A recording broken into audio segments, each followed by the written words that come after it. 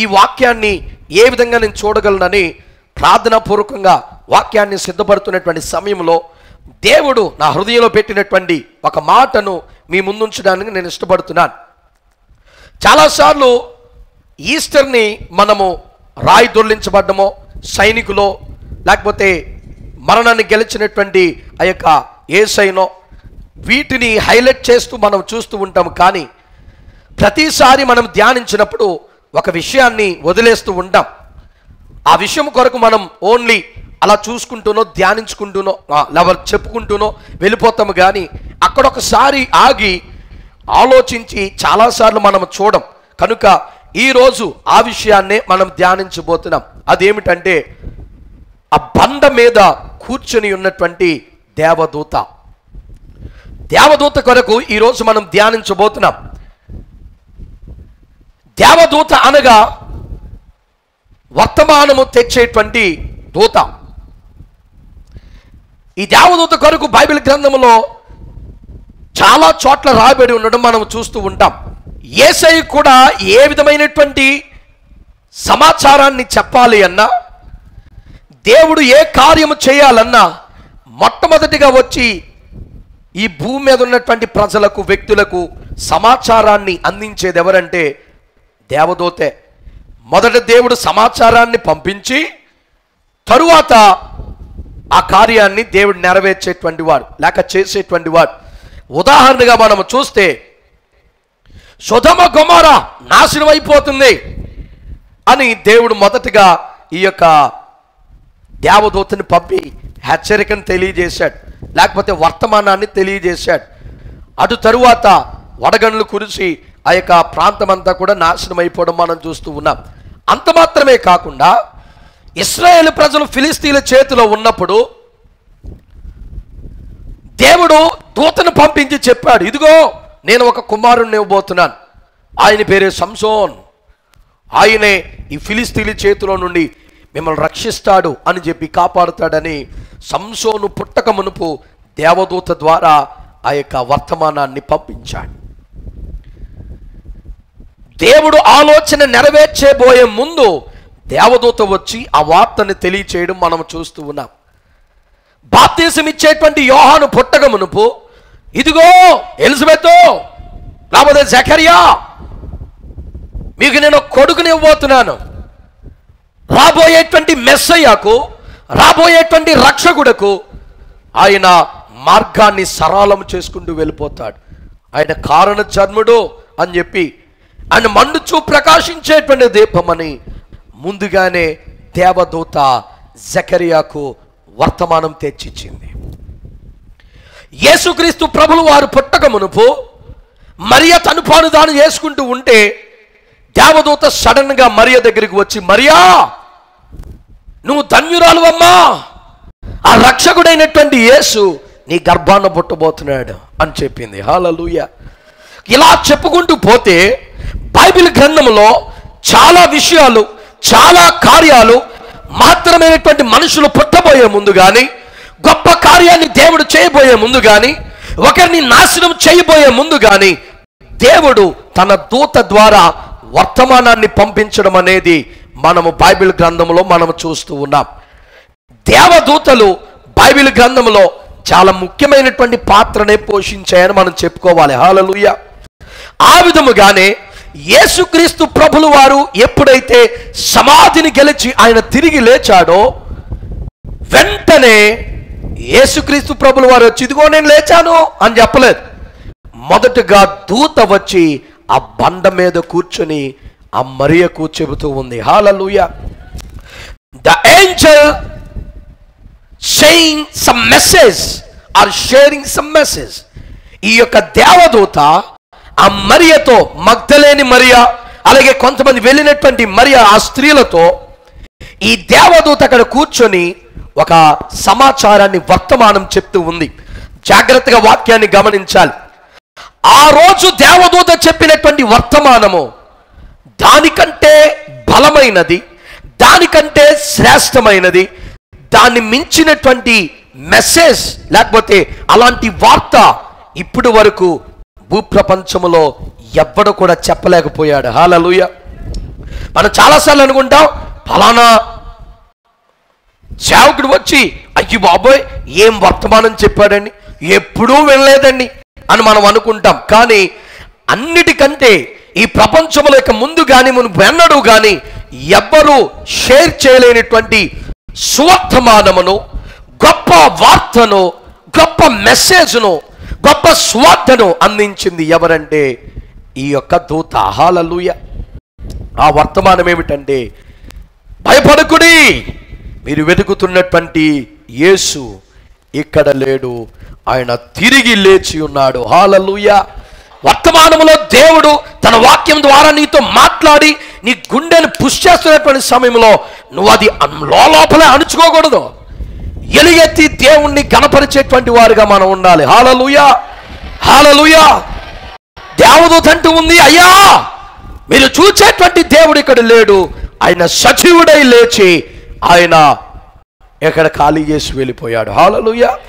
ఈ వార్తను ఆ మరియకు అక్కడ వచ్చినటువంటి వారందరికీ చెప్తూ ఉంది. కానీ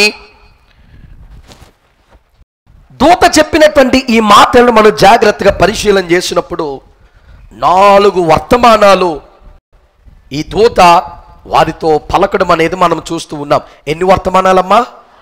4 వర్తమానాలు, లేక 4 మెసేజెస్ అంటారన్నమాట. ఆ 4 వర్తమానాలు ఏమిటో ఈరోజు మన వాక్యంలో నుండి క్లుప్తముగా చూసి త్వరితముగా ముగించుకోవడానికి ప్రయత్నం చేద్దాం.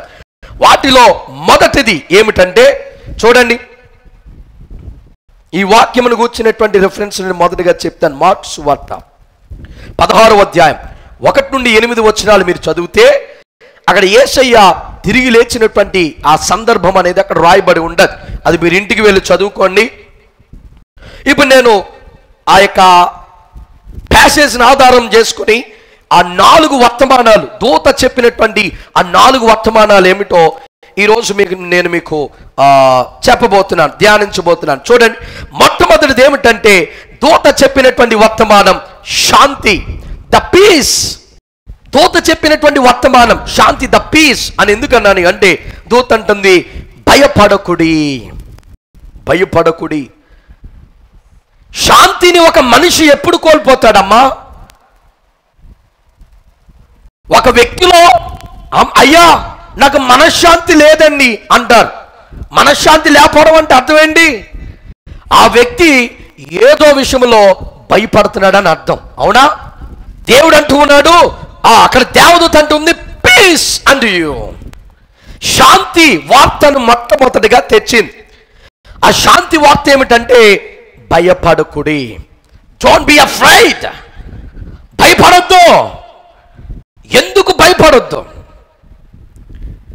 దేవదూత తన నోటి నుండి మొట్టమొదటిగా పలికినటువంటి మాట, మీరు ఆ వాక్యాన్ని 6వ వచనాన్ని ఒకసారి మీరు చూస్తే ఆ 6వ వచనంలో ఉంటుంది భయపడకుడి అనేటువంటి మాటను దేవదూత పలుకుతూ ఉంది. అంటే వీరు శాంతిని కోల్పోయారు, మనశ్శాంతి కోల్పోయారు.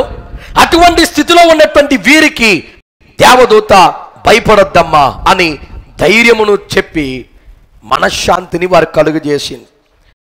యేసుక్రీస్తు ప్రభులు వారు కూడా ఆయన ఎప్పుడు ఎవరి దగ్గరికి వెళ్ళినా చాలాసార్లు ఆయన నోట నుండి వచ్చేటువంటి మాట ఏమిటో తెలుసా? భయపడొద్దు. మొట్టమొదటిసారి శిష్యులు కనపడినప్పుడు కూడా సరాసరి ఇంట్లోనికి యేసయ్య దిగివచ్చి ఆత్మస్వరూపిగా ఆయన అన్నమాట ఏంటి? మీకు శాంతి కలుగునుగాక, ద పీస్ అంటూ యూ, మీకు సమాధానం కలుగునుగాక అన్నాడు యేసయ్య. శిష్యులందరూ కూడా ఇంట్లో రూములో కూర్చొని గజిబిజి గందరగోళంలో ఉన్నారు. అయ్య బాబోయ్, యేసయ్య మొత్తం మొన్నటి వరకునేమో తల బయటకు చూపించుకోవడానికి భయపడ్డాం, ఇప్పుడేమో యేసయ్య దేహం కనబట్టలేదు. ఇప్పుడు శిష్యులే ఎత్తుకుపోయారని మనల్ని అడ్డంగా నరికేస్తారు. ఇప్పుడు మనం ఏం చేయాలి? మనలో కూడా సిలివేసేస్తారేమో అని ఇంట్లో నుండి ఎవడో కూడా బయటికి రావడం లేదు. ఆ సమయంలో యేసయ్య వారున్నటువంటి ఆ గదిలోనికి దిగి వచ్చి ఆయన అన్నాడు, మీకు సమాధానము కలుగునుగాక. ఎప్పుడైతే దేవుడు మీకు సమాధానము కలుగునుగాక అన్నాడో వారిలో ఉన్నటువంటి భయమంతా కూడా పోయి సమాధానాన్ని వారు పొందుకున్నారు. హల్లెలూయా. దేవుడు తన నోటంట ఎప్పుడూ కూడా సమాధానమును కోరాడు. ధైర్యమును మనకు అనుగ్రహించాడు. కనుక క్రైస్తవులమైనటువంటి మనము శాంతితో, సమాధానముతో, ధైర్యముతో ఉండాలి. హల్లెలూయా. అందుకనే చూడండి, ఈ వాక్యాన్ని చదవండి.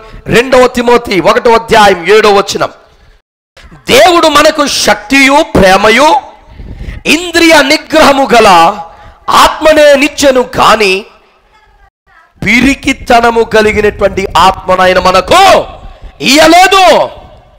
యేసయ్య మనకు పిరికితనం ఇవ్వలేదు. కానీ నాడు క్రైస్తవులు నీ జీవితంలో రేగేటువంటి ప్రతి సమస్యను చూసి పిరికితనముతో భయపడిపోతున్నావా? దేవుడు ఆత్మను నీకు ఇవ్వలేదు. నీకు పిరికితనమును పొందుతున్నావంటే నీలో దేవుని ఆత్మ ఉండవలసినటువంటి ప్లేస్లో సాతానుడు ప్రవేశించాడేమో. ధైర్యముతో ఉండవలసినటువంటి దేవుని ఆత్మ ఆ యొక్క స్థానములో సాతాను మెల్లగా పిరికితనముతో నీ యొక్క కుటుంబంలోనికి ప్రవేశిస్తున్నాడేమో. ఏ సమస్య అయినను, ఏ బాధ అయినను, ఏ నిందైనను, ఏ అవమానమైనను దేవుడు అంటూ ఉన్నాడు, నేను నీకు పిరికితనాన్ని ఇవ్వలేదు, నీకు ధైర్యాన్ని ఇచ్చాను. హల్లెలూయా, హల్లెలూయా. ఈరోజు నువ్వు భయపడుతున్నావంటే దేనికి? నీ దేవుడు నీ జీవితంలో కార్యం చేయలేడనా? నీ దేవునికి ఏదో అసాధ్యమైనది ఉన్నదనా? చేయలేనిటువంటి కార్యం ఏదైనా ఉంటే భయం కలుగుతూ ఉంటుంది. ఫలానా అప్పు నేను తీర్చలేను అనుకుంటే నాకు భయం వేస్తుంది. ఫలానా సమస్య నుండి నేను బయటికి రాలేను, నాకు ఏ మార్గము కనబట్టలేదంటే నాకు భయం వేస్తుంది. కానీ ప్రతి సమస్యను కూడా తీర్చగలిగినటువంటి దేవుడు నీ చెంత ఉండగా నీకెందుకు భయం వేస్తుంది? నీకెందుకు భయం వేస్తుంది? దేవుడు పిరికితనాన్ని తన బిడ్డలకు ఇవ్వలా. ధైర్యము కలుగు చేసేటువంటి ఆత్మను, శక్తిని, ప్రేమయు, ఇంద్రియ నిగ్రహము, ఏం జరిగినా సరే నా దేవుడు నాకున్నాడని తునకకుండా బెనకకుండా 2 కాళ్ళ మీద లేడి వలె నిలబడగలిగినటువంటి ఆ గుండె ధైర్యాన్ని, నిగ్రహాన్ని దేవుడు తన బిడలకు అనుగ్రహించాడు. హల్లెలూయా. కనుక నువ్వు భయపడడానికి వీల్లేదు, నువ్వు దిగులు చెందడానికి వీల్లేదు. క్రైస్తవులమైనటువంటి మనకి దేవుడు పిరికితనమునివ్వలేదు. కనుక వాక్యం వింటున్నటువంటి ప్రియమైన దేవుని బిడ్డ, ఎప్పుడైతే దేవదూత వారికి భయపడకుడి అని చెప్పిందో వెంటనే వారి హృదయంలో ఉన్నటువంటి ఆ యొక్క భయమంతా కూడా పోయి, అమ్మ దేవదూత కనిపించిందంటే ఏదో చెప్తాదేమో అన్నటువంటి విషయం మీదే వారు ఆసక్తిగా చూస్తుంటారు, నాకు తెలుసు. కనుక దేవుడు మన జీవితంలో కూడా ఆయన పునరుత్థానము ద్వారా, అనగా ఆయన మరణాన్ని గెలిచి తిరిగి లేచుట ద్వారా మన జీవితాల్లో కొన్ని సందర్భాల్లో, కొన్ని సన్నివేశాల్లో మన జీవితంలో ఆయన శాంతిని కలుగు చేశాడు. ఆ ఏ స్థానాల్లో ఆయన శాంతిని కలుగు చేశాడు మన జీవితంలో ఒకసారి అవి చూసి 2వ పాయింట్కి మనం వెళ్దాం. ఏమిటంటే మొట్టమొదటిగా సాల్వేషన్. సాల్వేషన్ అనగా రక్షణ. హెబ్రీయులకు రాసినటువంటి పత్రిక 7:25 ఇంటికి వెళ్ళి మీరు చదువుకోండి. ఈ యొక్క సందర్భంలో రక్షణ అనేది కూడా ఒక దేవుని నమ్మినటువంటి బిడ్డకి అది ధైర్యం.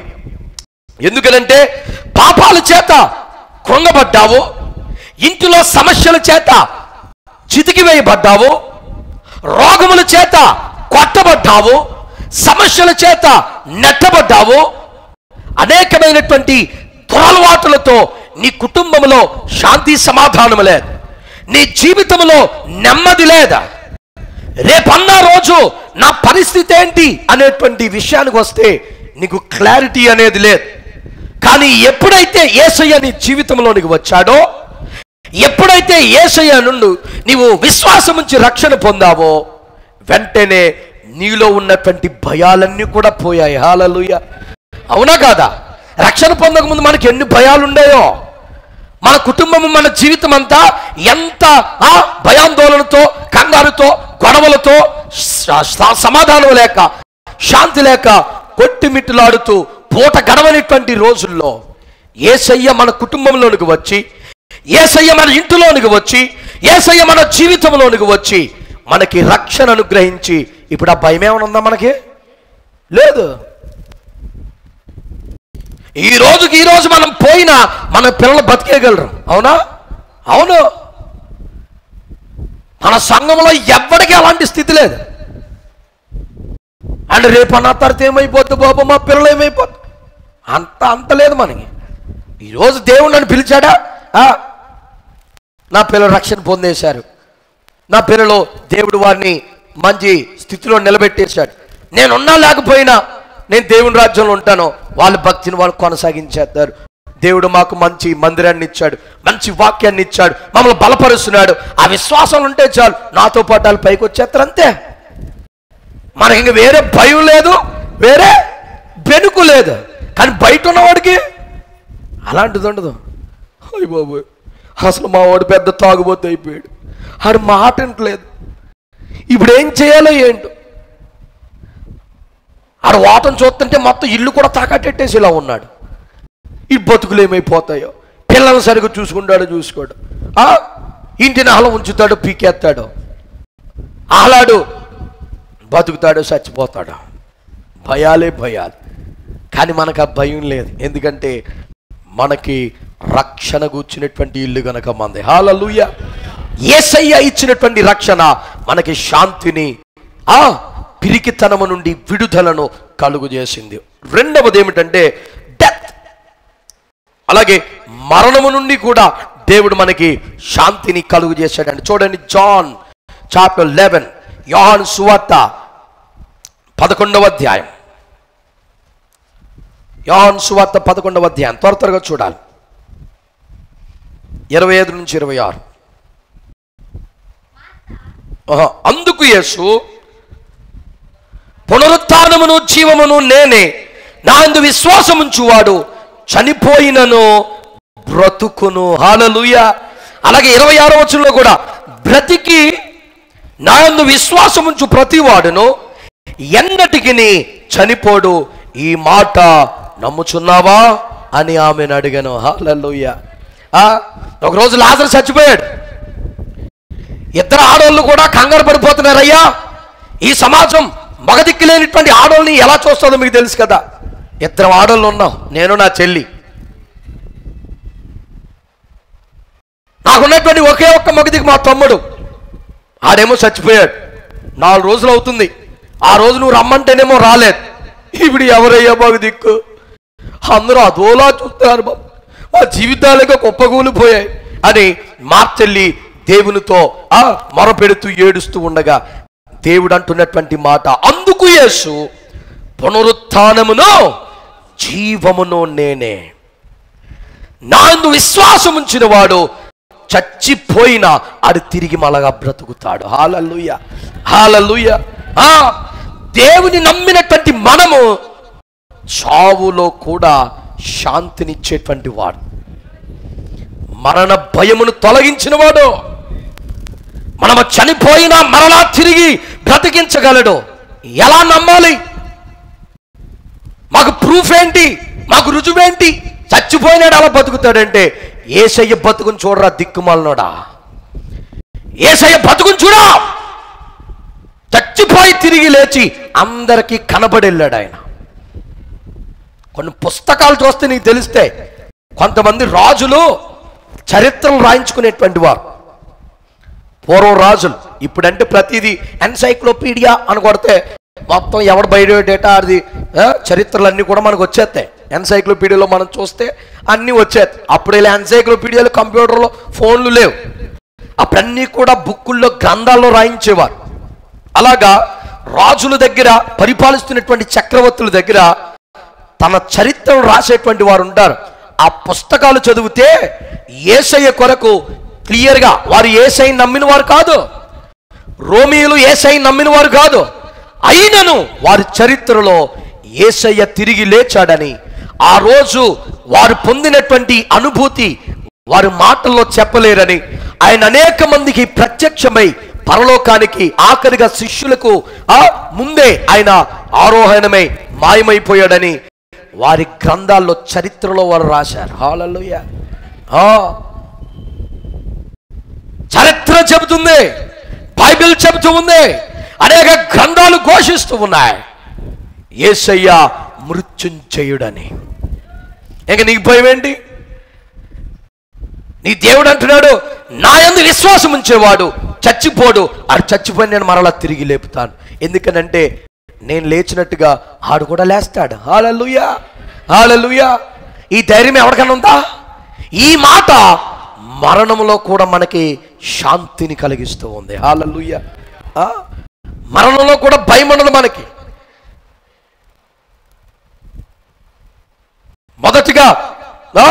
మొదటిగా ఆయన రక్షణ మనకి శాంతిని కలిగించింది. మన మరణమును కూడా ఆయన మన మరణము మనకి శాంతిని కలిగించింది. మూడవదిగా ఎటర్నిటీ అనగా నిత్యత్వము. యోహాను సువార్త 14:1-3 చదివితే ఆయన అంటూ ఉన్నాడు, నా తండ్రి ఇంట అనేక నివాసములు ఉన్నాయి, లేని ఎడల నేను మీతో చెప్తాను. నేను మీ కొరకు అక్కడికి వెళ్ళి ఒక స్థలమును సిద్ధపరిచి మిమ్మల్ని నా యొద్దకు తీసుకురావడానికి అన్ని అరేంజ్మెంట్లు నేను చేస్తాను. నేను త్వరలో వచ్చి మిమ్మల్ని తీసుకువెళ్తానని దేవుడు నిత్యత్వం కొరకు ఇస్తున్నటువంటి మాటను అక్కడ మనము చూడగలం. హల్లెలూయా. అంటే మనకి చనిపోయిన తరువాత ఒక నిత్యత్వం అనేది మనకున్నది. నువ్వు చనిపోయినను ఆ పరలోక రాజ్యములో యేసయ్యతో పాటు యుగయుగాలు జీవిస్తూ ఉంటావు. హల్లెలూయా, హల్లెలూయా. నేను ఎలా నమ్మాలి అంటే అది కూడా యేసయ్యే మనకి రుజువు చూపించేటువంటి వాడు. ఆయనే ఈ లోకానికి వచ్చి వెళ్ళిపోతూ చెప్పాడు, రే నేను బతుకున్నప్పుడు నేనేం చెప్పినా మీరు నమ్మలేదు కదా, ఇదిగో నేను చనిపోయి నేను చెప్పినట్టుగానే శత్రువు చేతికి అప్పగించబడ్డానా, నేను చెప్పినట్టుగానే గొర్రె పిల్ల వదగ సిద్ధమైనట్టుగా నా శరీరం ఆ రోజు రాత్రి రొట్టె విరిచి మీకు ఇచ్చానా, నా శరీరం ఇలా విరిచిపోద్దురా, ఆ రోజు ద్రాక్షారసం ఇచ్చి నా రక్తం నీ విధంగా కాచుతానని చెప్పానా, ఆ రోజు నన్ను ఎలా కొట్టారో మీరు చూశారు కదా, శరీరం అంతా నడినెత్తి నుండి అరికాలు వరకు స్వస్థత కొంచెమైనను లేదు, చీల్చబడింది. ఆ కొంకెలు నా శరీరం లాగుతూ ఉంటే ఈ శరీరం అంతా కూడా లాగి ముద్దల కింద పడిపోయేది. చూశారు కదా మీరు ఎలా విరిగిపోయిందో. రక్తము యెరూషలేము వీధుల్లో నా రక్తము ఎంతలా చిందించాలో మీరు చూశారు కదా. నేను చనిపోయి సమాధి చేయబడ్డానా, నేను చెప్పిన విధముగానే సమాధిని గెలచి తిరిగి లేచాను. హల్లెలూయా. ఇప్పుడు నిత్యత్వంలోనికి అంటే నా తండ్రి యొద్దకు నేను వెళ్ళిపోతున్నాను. ఎందుకో తెలుసా, మీరందరూ మరలా నాతో ఉండాలి. హల్లెలూయా. మీ యొద్ద నుండి వెళ్ళిపోతున్నాను అనుకోవద్దు, మీ కొరకు స్థలమును సిద్ధపరిచి మిమ్మల్ని తీసుకువెళ్ళడానికి మరలా వస్తాను. ఎంత చేసినోన్ని మరలా రావడానికి నాకు పెద్ద లెక్కేం కాదన్నాడు దేవుడు. హల్లెలూయా. అందుకని నిత్యత్వమును అనుగ్రహించేటువంటి వాడు, అలాగే మన జీవితంలో కూడా శాంతిని కలుగజేసేటువంటి వాడుగా చూడండి. యోహాను సువార్త 14:16-18 వరకు చదువుకుంటే అక్కడ స్పష్టంగా రాయబడి ఉంటుంది. కనుక ఇది మొదటి మాట, మొదటి వార్త. ఆ దూత తెలియజేసింది ఏమిటంటే పీస్, భయపడకుడి అంటే శాంతి సందేశాన్ని ఆ దూత మరియలకు అందించింది. హల్లెలూయా. రెండో వర్తమానం ఏమిచ్చిందంటే ద పవర్. అదే 6వ అధ్యాయంలో మనం 6వ వచనములో మనం చూడగలం. ద పవర్ అనగా ఆ యొక్క బలము, ఆ యొక్క శక్తి ఏమిటంటే ఆ శక్తి యేసయ్య, హి ఈజ్ రైజన్, ఆయన తిరిగి లేచాడు. హల్లెలూయా. మొట్టమొదటిగా భయపడకుడి అని శాంతి సందేశాన్ని అందించింది. రెండవదిగా ఎందుకు భయపడకూడదు, ఎందుకనంటే ఆయన తిరిగి లేచాడు అనేటువంటి శక్తిని, బలముతో ఆ స్త్రీలను ఆ యొక్క దూత నింపింది. హల్లెలూయా, హల్లెలూయా. హి ఈజ్ రైజన్, ఆయన లేచాడు. ఆయన లేచాడు అంటే యేసయ్య ముందు చచ్చిపోయి తిరిగి లేచిన వాళ్ళు ఎవరైనా ఉన్నారా? సరే రిఫరెన్స్ చూపిస్తాను చూడండి. యోహాను సువార్త 11వ అధ్యాయం మీరు చదువుకుంటూ వెళ్తే లాజరు సమాధిలో ఉండి కుళ్ళిపోయినోడిని బతికొచ్చాడు బయటికి. మరి దాన్ని ఏమంటారు? కాదండి అంటారా? దేవుడే బతికించాడు, కానీ మరణంలో నుంచి సమాధిలో నుంచి తిరిగి వచ్చాడా లేదా? అది నేను అడిగేది. దేవుని కంటే ముందు చచ్చిపోయి తిరిగి లేచిన వాళ్ళు ఎవరైనా ఉన్నారా? ఉన్నారు. లాజరు ఉన్నాడు, దేవుడే స్వయంగా లేపి సమాధిలో నుంచి తీసుకొచ్చాడు. అలాగే మరొక వ్యక్తి కూడా ఉన్నాడు. ఎవరో తెలుసా? చూడండి, లూకా సువార్త 7వ అధ్యాయంలో మనం చూసినప్పుడు, నాయీనను ఒక యొక్క ఊరిలో విధవరాలు కావిడుంది. యేసయ్య ఊరిలోకి వెళుతూ ఉండగా పాడి మీద మోసుకెళ్ళిపోతున్నారు వాళ్ళ కొడుకుని. విధవరాలంటే మొగుడు పోయాడు, ఒకే ఒక్క కొడుకు, ఆడ కూడా చచ్చిపోయాడు. అక్కడ తొల్లి ఏడుతుంది. అందరూ వాళ్ళ కొడుకుని పాడి మీద ఎక్కించుకొని తీసుకెళ్ళిపోతున్నారు. అప్పుడు ఆమె విధవరాలు ఆ విధవరాలు కారుస్తున్నటువంటి కన్నీటిని చూసి యేసయ్య హృదయం తల్లడిల్లిపోయి, ఆ చచ్చిపోయిన లేపాడా లేదా? మరే ఎవరు లేగలేదంటారా? ఏమా? మళ్ళీ ఇంకొకరిని జీవిస్తాను చూడండి. మార్కు సువార్త 5వ అధ్యాయంలో యాయీరు యేసయ్య పాదాల మీద పడి, అయ్యా నాకు ఒక్కగానొక కూతురయ్యా, చిన్న పిల్ల, చిన్నారి చచ్చిపోయింది, ఒక్కగానొక్క కూతురయ్యా, దయచేసి నువ్వు ఒక్కసారి వచ్చి బతికించవంటే దేవుడు వెళ్ళి ఆమె లేవనెత్తాడా లేదా? మరి దేవుడి కంటే ముందు చచ్చిపోయిన వాళ్ళు లేగలేదంటే మీరు అయ్య బాబాయ్ లేరండి అంటారా? అందుకే వాక్యాన్ని సరిగ్గా చదవాలి.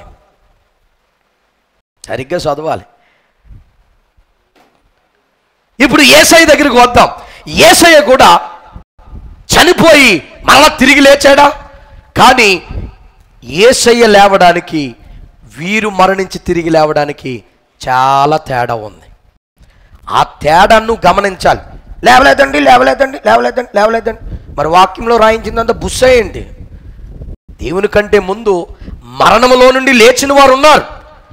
కానీ యేసయ్య తిరిగి లేవడానికి వీళ్ళు తిరిగి లేవడానికి చాలా వ్యత్యాసత ఉంది. ఏంటో తెలుసా? యేసయ్య ముట్టగాని వీరు తిరిగి లేచారు, బతికారు, కానీ మళ్ళీ చచ్చిపోయారు. అవునా? వాళ్ళు లేచారు కానీ మరలా పోయారు. ఈ రోజు వరకు ఉన్నారా? లేరు. కానీ యేసయ్య మరణాన్ని గెలచి మరణము లేనివాడుగా ఈ రోజుకి ఉన్నాడు. హల్లెలూయా. అది ఆ మరణం నుండి బయటికి రావడానికి, ఈ మరణం నుండి బయటికి రావడానికి రెండిటికి తేడా. యేసయ్య ముందు చాలా మంది లేచారు. అది దేవుడు లేపితే లేచారో, లేకపోతే పేతురు లేపితే లేచారో, ఎవరు లేపితే లేచారో మనకి ఎందుకు? తిరిగి లేచారా లేదా? కానీ ఎవ్వరూ కూడా మరణం మీద జయాన్ని పొందలేకపోయాడు. ఇప్పటి వరకు చావు లేకుండా బతకలేకపోయాడు. కొంతమంది స్వస్థత ప్రార్థన చేస్తే స్వస్థత పొందిన వారు ఉంటారు, కానీ కొన్ని సంవత్సరాలకు మరలా ఏదో ఒక రోగం వచ్చి చచ్చిపోతారు. మరణాన్ని ప్రార్థన చేయగా మరణంలో నుంచి బతికిన వారు ఉంటారు, కానీ కొన్ని సంవత్సరాల తరువాత అదే మరణం వారికి పొంది మరలా చరిత్రలో కనపడరు. కానీ యేసయ్య మరణించి తిరిగి లేచి ఈ రోజుకి సజీవుడిగా బ్రతుకున్నవాడు. హల్లెలూయా. అందుకే ఆయన ఆరాధిస్తాం. హల్లెలూయా. ఇక్కడ హి ఈస్ రైజన్, ఆయన లేచాడు అనేటువంటి వార్త దేవదూత అందుకే చెప్పింది వారికి. ఎప్పుడైతే ఈ వార్తను విన్నారో వారందరికీ ఏమొచ్చేసింది? బలం వచ్చింది. హల్లెలూయా. ఈరోజు యేసయ్య లేచాడంటే మనకు కూడా ఏం రావాలి? బలం రావాలి. హల్లెలూయా. నీవు నమ్ముకున్న దేవుడు రాయో రప్పో కాదు, చచ్చిపోయి ఎక్కడో సమాధిలో ఇంకా రాయి మూసివేయబడిన వాడు కాదు. నీవు నేను సేవిస్తున్నటువంటి దేవుడు మరణమును గెలిచి ఈ రోజుకి సజీవుడిగా ఉన్నటువంటి వాడు. చప్పలు కూడా దేవుడు మనం మహిమపరచుదాం. హల్లెలూయా. హల్లెలూయా. కనుక వాక్యం వింటున్నటువంటి ప్రియమైన దేవుని బిడ్డ, ఎప్పుడైతే దేవదూత ఈ రెండో వర్తమానం చెప్పిందో ముందు వారిలో భయం పోయింది, తర్వాత వారిలో బలం వచ్చేసింది. హల్లెలూయా. ఇప్పుడు మూడో పాయింట్కి వెళ్దాం. చూడండి, రండి, మూడో పాయింట్కి వెళ్దాం. చూడండి, మూడవది ఏంటంటే ద పొటెన్షియల్. అది కూడా 6వ వచనంలోనే మనం చూడగలం. పని చేయు శక్తి కలిగినటువంటి వారని. అమ్మా, పని చేయు శక్తి కలిగినటువంటి వారు. పొటెన్షియల్ అంటే ఆ కార్యమును చేయుటకు శక్తి కలిగినటువంటి వాడని వారిలో ఒక నమ్మకం అనేది కలిగింది. ఎందుకనంటే దేవదూత అక్కడికి వచ్చి అన్నాడు, మొదట భయపడకో అని చెప్పాడు. రెండవదిగా ఆయన తిరిగి లేచాడని చెప్పాడు. మూడవదిగా ఏం చెప్పాడో తెలుసా? ఆయన ఇక్కడ లేడు. ఈ మాటని మనం ఒక్కసారి ఆలోచించాలి. ఆయన ఇక్కడ లేడు, మరి ఎక్కడున్నాడు? ఆయన ఇక్కడ లేడు. ఆయన తండ్రి దగ్గరికి వెళ్ళలేదు. ఎందుకంటే దూత చెప్పి వెళ్ళిపోయిన తర్వాత మరలా యేసయ్య మగ్దలేని మరియకి కనిపిస్తాడు. అప్పుడు మగ్దలేని మరియ రబ్బుని అనే బోధకుడా నీవా అని చెప్పి ఏడుస్తూ పరిగెట్టుకుని ప్రభా అని వెళ్ళిపోతుంటే దేవుడు అమ్మో ఆగు, నేను ఇంకా తండ్రి యొద్దకు వెళ్ళలేదు. మరి ఈయన ఎక్కడికి వెళ్ళాడు? ఎప్పుడైనా ప్రశ్న వచ్చిందా నీకు? అయ్య బాబా అసలు బైబిల్ చదివితేనే కదండి మాకు ప్రశ్న వచ్చేది. అంతేనా? దేవదూత ముందు భయపడకు అనగానే శాంతి వచ్చేసింది వాళ్ళకి. రెండోది ఏముంది? ఆయన లేచాడు అంది. మళ్ళీ మూడో మాట అంది, ఆయన ఇక్కడ లేడు అంది. మరి అక్కడ లేకపోతే ఇంకెక్కడున్నాడమ్మా? ఎక్కడున్నాడని మిమ్మల్ని అడిగితే ఈ రోజంతా గడిచిపోయి చీకటడిపోతున్నా మీరు అక్కడే కూర్చున్నా వంక చూస్తారు తప్ప మీరు చెప్పరు. అందుకని నేనే చెప్పేస్తానమ్మా, నేనే చెప్తాను. చూడండి ఏంటంటే యోహాను సువార్త 20వ అధ్యాయము 11 నుండి 18 వచనాలు. ఇప్పుడు చదవకండి ఎందుకంటే తెల్లారిపోద్ది, అందుకని ఇంటికి వెళ్ళి చదువుకోండి.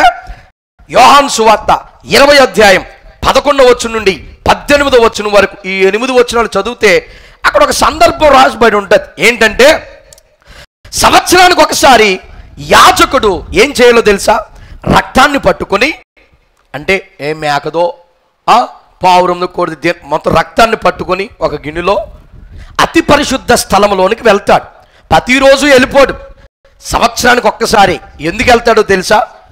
ఆయన కోసం, అనగా ఆ యొక్క యాజకుడు కోసం, అలాగే తన ప్రజల కోసం, వీరందరి తరపున ఆ యొక్క రక్తాన్ని తీసుకుని వెళ్ళి, అతి పరిశుద్ధ స్థలం అంటే దేవుడు దిగి వచ్చేటువంటి స్థలం, ఆ స్థలంలోనికి ఈ రక్తాన్ని పట్టుకుని వెళ్ళి ప్రోక్షించి దేవునికి దర్శనం చేసుకుని వచ్చిన తరువాత దేవుడు వారి యొక్క అర్పణను అంగీకరించి ఆ సంవత్సరం అంతా వారిని, వారి దేశాన్ని, ఆ ప్రజలను దేవుడు కాచి కాపాడేటువంటి వాడు. హల్లెలూయా.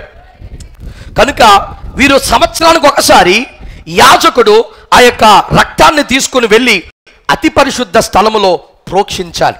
కానీ యేసయ్య తిరిగి లేచిన వెంటనే చేసినటువంటి పని ఏమిటో తెలుసా?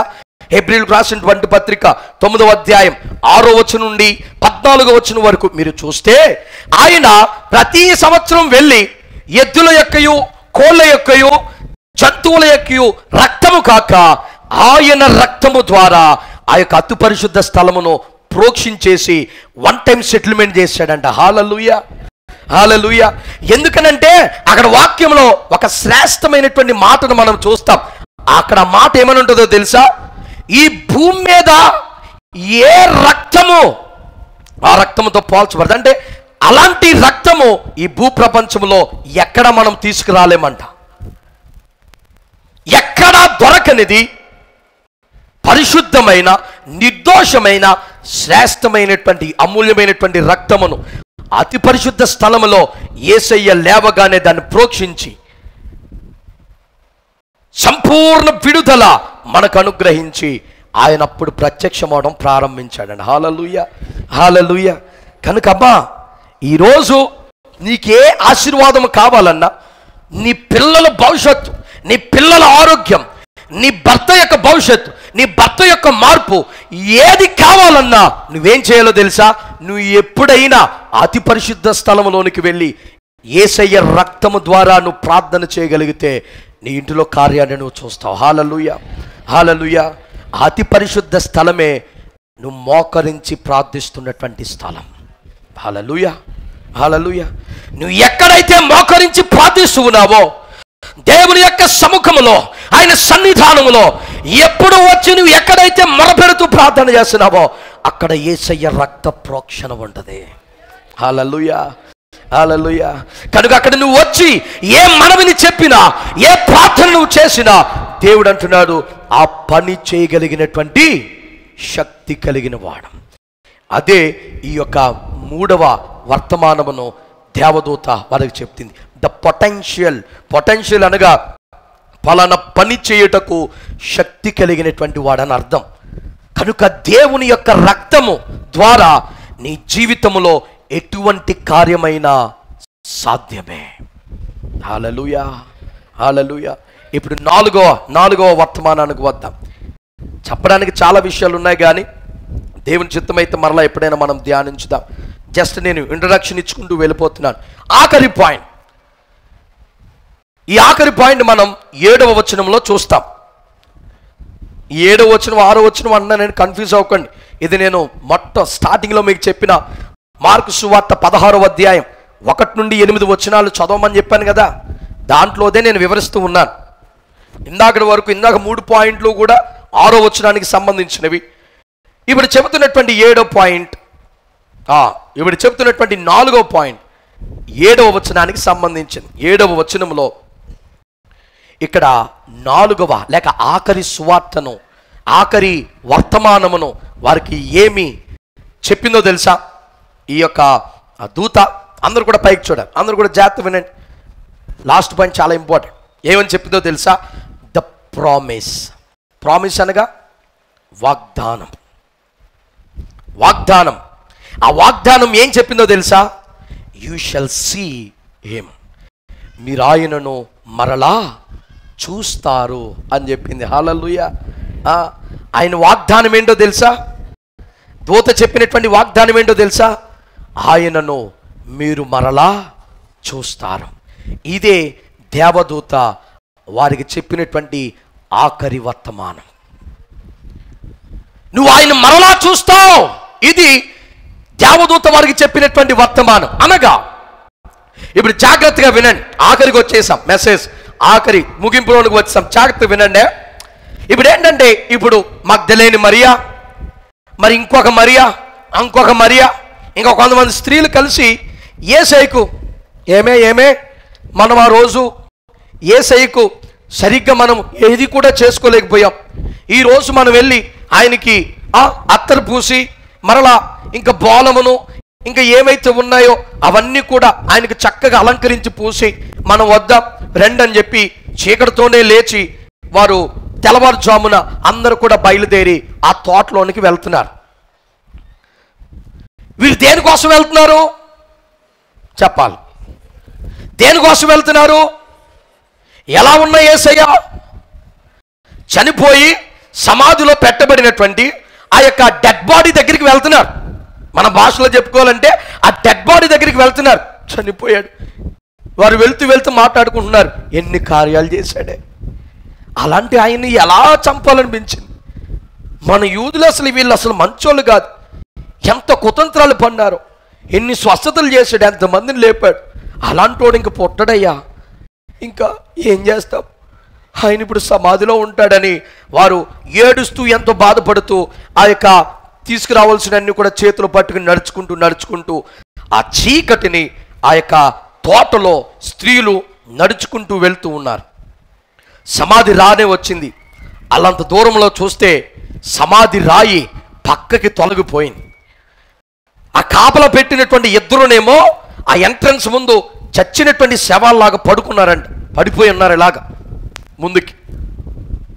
ఇవన్నీ కూడా చూసి ఆశ్చర్యపోయారు. ఎవడో యేసయ్యను ఎత్తుకెళ్ళిపోయారు. అప్పుడు వెంటనే దూత వారికి బండ మీద కూర్చొని కనబడుతూ ఉంది.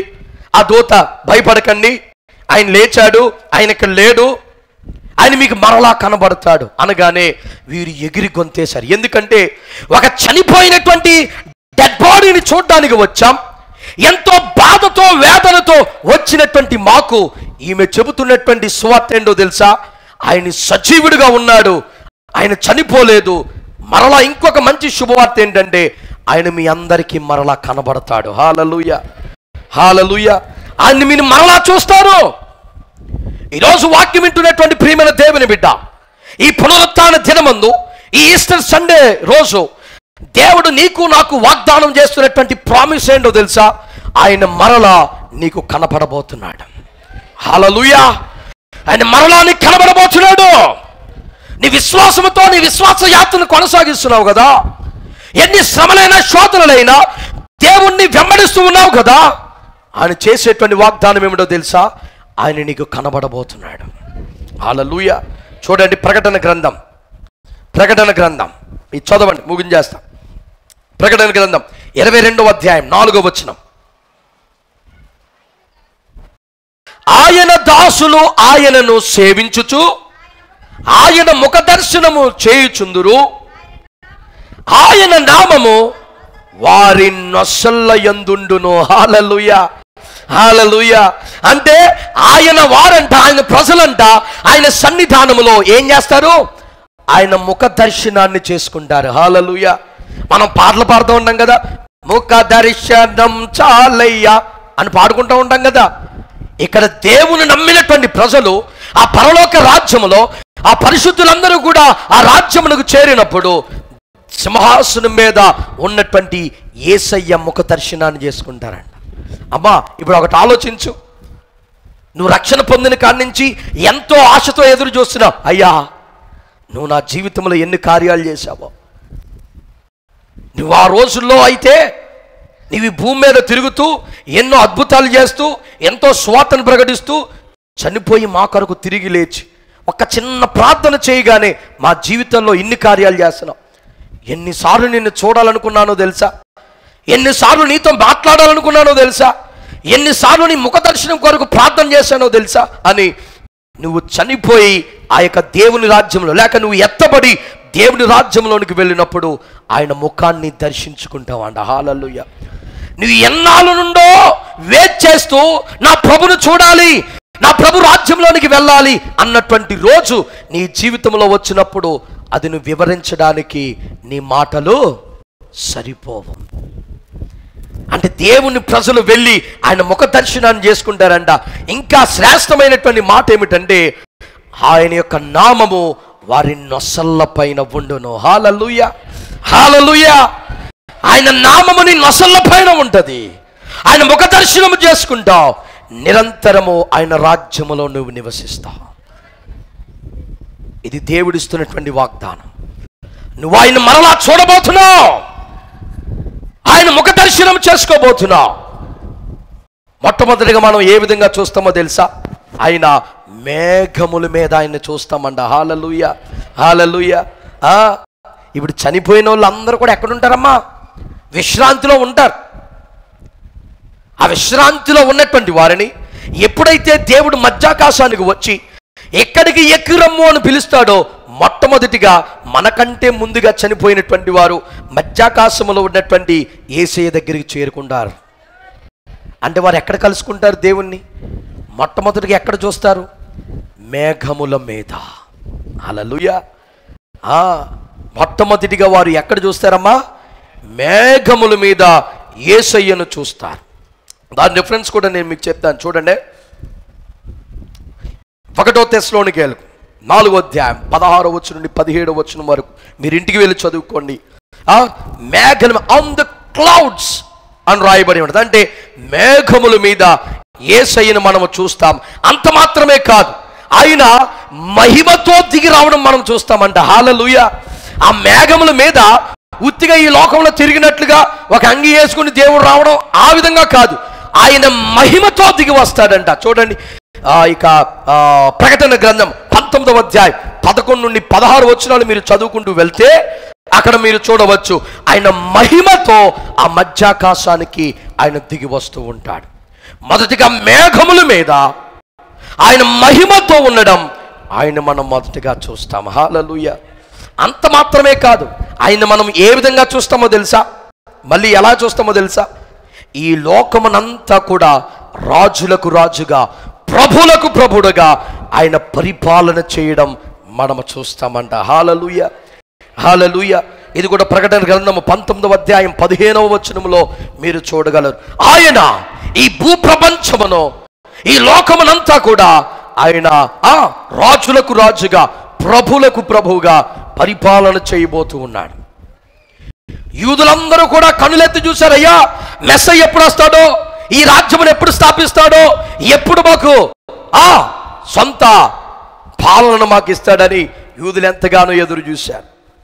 లోకంలో మనం చూసినప్పుడు కూడా లోక కళ్యాణం కావాలి, ఆడికి కళ్యాణం కావాలి, ఈడికి కళ్యాణం కావాలి ఎదురు చూస్తూ ఉంటారు కదా. అవన్నీ కూడా ఛాయారూపాలు లాంటివి. అంటే అలా సగం తెలుసు సగం తెలియదు. యేసయ్య మధ్యాకాశానికి వచ్చి తన ప్రియులైనటువంటి వారందరినీ కూడా ఆయన తన యొద్దకు చేర్చుకొని ఆయన 1000 ఏండ్లు రాజులకు రాజుగా, ప్రభులకు ప్రభుడుగా ఈ భూప్రపంచాన్నంతా కూడా ఏలబోతూ ఉన్నాడు. హల్లెలూయా. ఆయన రాజులకు రాజు, ప్రభులకు ప్రభుగా మనం చూడబోతున్నాం. అంత మాత్రమే కాకుండా ఆ యొక్క పరలోక రాజ్యములో ధవల సింహాసనం మీద ఆయన ఆసీనుడై ఆయన మహిమతో పరలోకమంతా కూడా తేజరిల్లబడడం మనము చూడబోతున్నామంట. హల్లెలూయా. ఇది నీవు నేను చూడాలి అంటే, ఆ యేసయ్య నీవు నేను చూడాలి అంటే మనం ఏం చేయాలో తెలుసా? ఆయనందు విశ్వాసం ఉంచి రక్షణ పొంది మన ప్రాణము తుది శ్వాస విడిచేంత వరకు కూడా యేసయ్యలో నమ్మకముగా మనం బ్రతకాలి. హల్లెలూయా, హల్లెలూయా. నీకు భయమొద్దు, ఎందుకనంటే ఆయన శాంతిని కలుగు చేసేయడానికి, నీకు రక్షణ ఆనందమును ఇవ్వడానికి ఆయన సిద్ధముగా ఉన్నాడు. నీకు శక్తినిస్తాను, నువ్వు బలహీనపడకు, ఎందుకనంటే ఆయన తిరిగి లేచాడు, ఆయన మరణించిన వాడు కాదు. అంత మాత్రమే కాకుండా ఆయన పని చేయగలిగినటువంటి సమర్థుడు, ఎందుకనంటే హీఈస్ ఎ పొటెన్షియల్, ఆయన ఇక్కడ లేడు. అలాగే ఆయన వాగ్దానమును చేస్తూ ఉన్నాడు, మరలా నువ్వు ఆయన్ని చూస్తావు. హల్లెలూయా. ఈ 4 వర్తమానములు ఆ రోజు ఆ బండ పైన కూర్చున్నటువంటి దేవదూత మరియలకు, వెళ్ళినటువంటి స్త్రీలకు బోధించిన లేక చెప్పినటువంటి వార్త. హల్లెలూయా, హల్లెలూయా. కనుక వాక్యం వింటున్నటువంటి ప్రియమైన దేవుని బిడ్డ, ఈరోజు వాక్యం ద్వారా యేసయ్య నీతో మాట్లాడుతూ ఉన్నాడు. ఆయన చూచేటువంటి రోజు ఒకటి ఉంది. నీ భక్తి వ్యర్థం కాదు.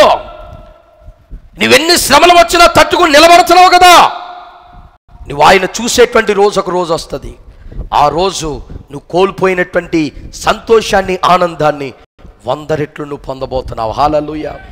అటువంటి వారిగా దేవుడు మనం బలపరచి కడవరకు మనల్ని నడిపించి, ఆయన మనము చూడాలి అంటే, ఆయన ముఖదర్శనాన్ని చేసుకోవాలి అంటే, ఆ పరలోక రాజ్యంలోనికి మనం ప్రవేశించాలి అంటే మనం ఏం చేయాలో తెలుసా? వెనుకున్నవన్నీ కూడా మరచి ముందున్నటువంటి మన యొక్క గురివైపు సహనముతో, ఓర్పుతో, ఎన్ని శ్రమలు వచ్చినా, మరణమే వచ్చినా, ఖడ్గమే వచ్చినా, ఎన్ని ఉపద్రవాలు వచ్చినా ముందుకే మన పయనము సాగిపోవాలి. హల్లెలూయా. అలాంటి వారిగా దేవుడు మన సంఘమును చేసి ఆయన రాజ్యములో మనల్ని నిలబెట్టి ఆయన ముఖ దర్శనము కలిగే కృపను దేవుడు మనకి, మన సంఘమునకు, మన కుటుంబాలకు అనుగ్రహించి బలపరచునుగాక.